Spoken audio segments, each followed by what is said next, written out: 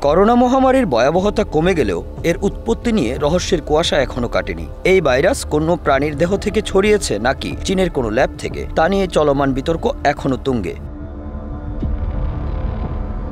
মার্কিন কেন্দ্রীয় গোয়েন্দা সংস্থা CIA সম্প্রতি আবারও দাবি করেছে যে করোনা ভাইরাস চীনের ল্যাব থেকে ছড়িয়ে থাকতে পারে। তবে এই দাবি নতুন কোনো গোয়েন্দা তথ্যের ভিত্তিতে নয়, বরং বিদ্যমান প্রমাণের পুনর্মূল্যায়নের উপর ভিত্তি করে করা হয়েছে। 2019 সালের ডিসেম্বর মাসে চীনের উহান শহরে প্রথমবারের মতো করোনা ভাইরাসে আক্রান্ত রোগীর সন্ধান পাওয়া যায়। এই ঘটনার পর খুব দ্রুতই ভাইরাসটি সারা বিশ্বে ছড়িয়ে পড়ে। মহামারীতে আক্রান্ত হয় কোটি কোটি মানুষ এবং প্রাণ হারায় 70 লাখেরও বেশি। সবচেয়ে বেশি ক্ষতিগ্রস্ত হয় যুক্তরাষ্ট্র। এই ভাইরাস কিভাবে ছড়ালো তা নিয়ে গবেষণার পাশাপাশি তৈরি হলো নানা তর্ক বিতর্ক।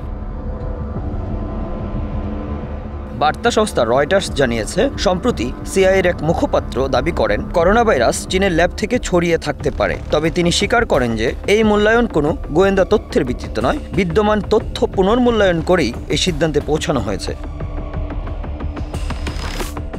CIA-র নতুন প্রধান জন র্যাডক্লিফ, যিনি এর আগেও একই দায়িত্ব পালন করেছেন, দায়িত্ব গ্রহণের পরপরই করোনার উৎস নিয়ে তাদের অবস্থান স্পষ্ট করার উপর গুরুত্ব আরোপ করেন। তিনি বলেন, করোনা নিয়ে CIA-র নিরপেক্ষ অবস্থান গ্রহণ করা উচিত নয়।